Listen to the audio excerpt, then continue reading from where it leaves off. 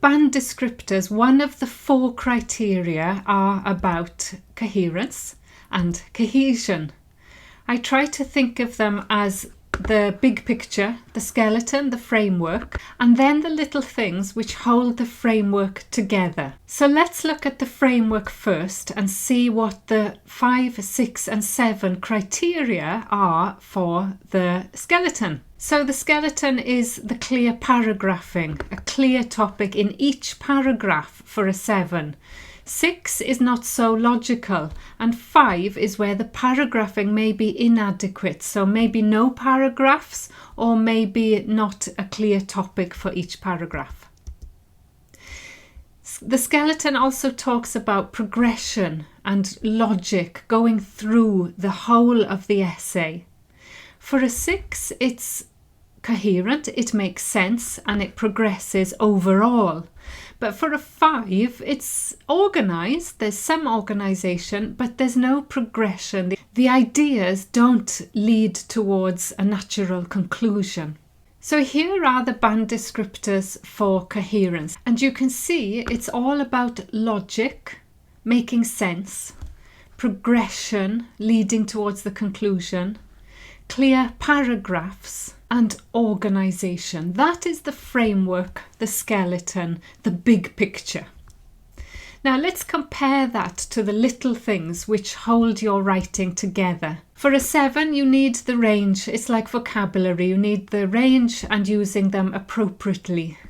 Compare that to a 6 where you're using them, but they are mechanical. They're just putting a linking word on the start of every sentence, or maybe they are actually wrong. So a 6 also talks about inside. So this is where we get the ligaments. They're inside the paragraphs or inside the sentences. And for a 5, maybe too many cohesive devices, maybe they're wrong or maybe not enough, or all 3 of those. So what are these ligaments? Well, look at the band descriptors as a whole and you'll see that they point out referencing words and substitution words, and I'm going to show you what they mean as a whole next. So when you look at the publicly available band descriptors, you can see now coherence and cohesion and everything that they need to get those points.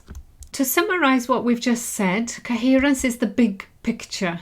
It's overall structure, paragraphs, the topic sentences at the start of each paragraph, progression, logical linking, and the reader can follow it with ease.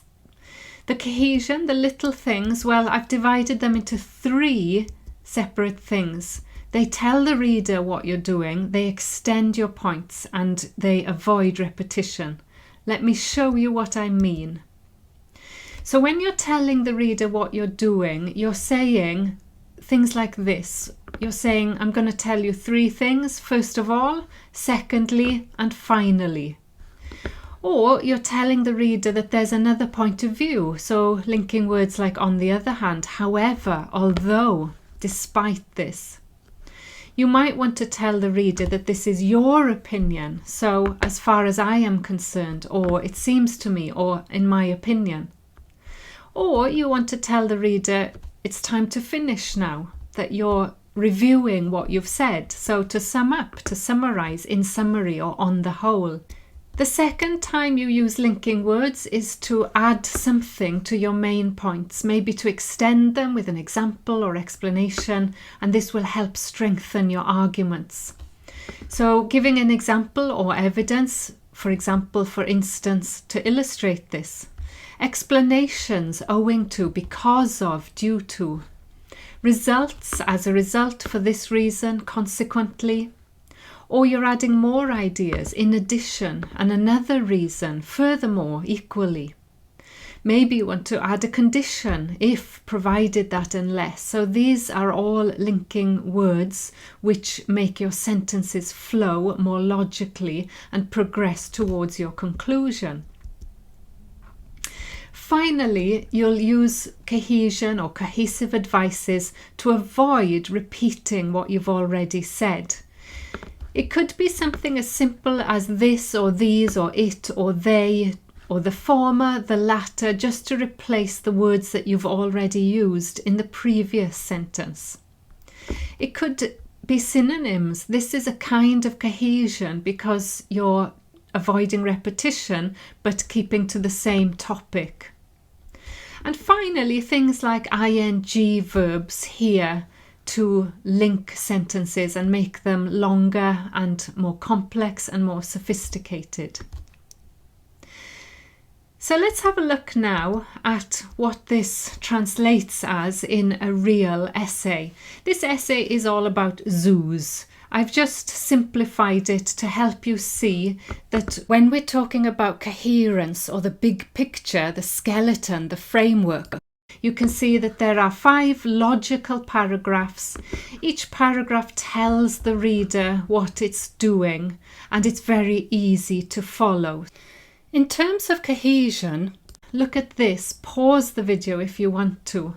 All of the words in red are the ligaments, the contrast, the confirming, opinion, unfortunately, simple addition, and extending with which, extending with examples such as, and avoiding repetition, most of which, because giving reasons, if giving conditionals, and things like they and this. Not always the case. They are reference words. So hopefully you can see the difference between those cohesive terms and the paragraphing and logic and organisation needed for coherence. So thanks for watching. I'd love to know which one of those do you find difficult. Leave a message in the comments and I can make a video specially on that thing that you find difficult. Thanks for watching today and I'll see you next time. Remember to subscribe and give me a like. Bye bye.